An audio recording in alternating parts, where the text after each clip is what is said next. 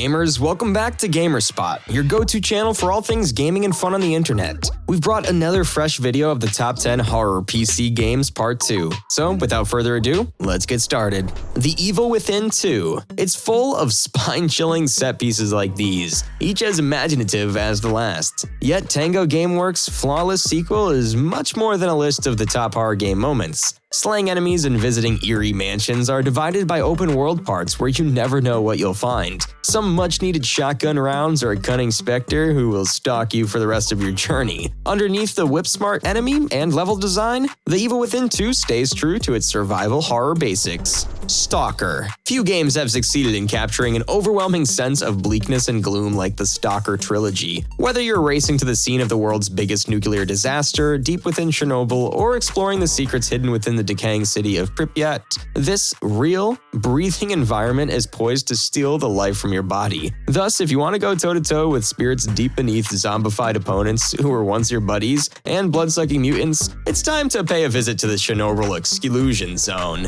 Pathologic. It was released in 2006 and was ahead of its time. This game is set in a secret village plagued by an unknown epidemic. Combines horror and mystery for a completely unique experience. Pick one of 3 player characters who must survive the sand plague for 12 days while unraveling its mystery. Every day, new tasks will become accessible, bringing characters one step closer to the truth. But be warned, these tasks will only be available for a limited time, and once it's gone forever. Visage. When Konami canceled Silent Hills in 2015, it inspired a plethora of spiritual successors and games heavily influenced by the playable teaser. Visage, the psychological horror game by Sad Square Studios, was one of them. Set in the 1980s, you play as Dwayne Anderson, a resident of a huge home haunted by the supernatural as he tries to find a way out and learn more about what is causing all the strange activity in his home. It's a game of trial and error, but your perseverance will be rewarded with a compelling plot and plenty of jump scares. Condemned. Criminal Origins. Here's a homeless fighting simulator in which you take on the character of Ethan Thomas, a nightly crime scene investigator and human punching bag. It's true flashlight horror with scary, unwatched individuals springing out from around corners and out of shadows, and it's notable for its absence of weaponry. To survive a battle, you must carefully time your punches and calmly block your opponent's assaults.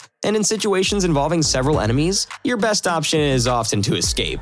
System Shock 2. This game sparked a new generation of first-person survival horror games. Its structure is open-ended, with an unending maze of decks and quarters that encourage exploration and discovery. It's like being trapped in a haunted John Lewis, except with psychic death monkeys. The persistent environment that appears to remain and unfold even when you turn your back on it, creating a heightened sense of place on the sparsely populated starship. This terrifying survival RPG turned into an isolationist horror classic, and only few space games match its sense of isolation. Alien Isolation. This game, about being stranded on a space station with a gigantic scary alien, is more horrifying than ever thanks to some smart AI and level design. It's essentially a first-person hiding simulator, as your hulking stalker can't be beaten, shot, or pounded into submission. The best horror games make you feel completely powerless, and in Alien Isolation, it's only your wits, your ability to crawl under desks and under lockers, and a number of distractions that will keep you safe from the massive Geigerrian monster. Amnesia: The Dark Descent. Its gameplay features helped in the resurgence of the survival horror genre, which had drifted into action game terrain.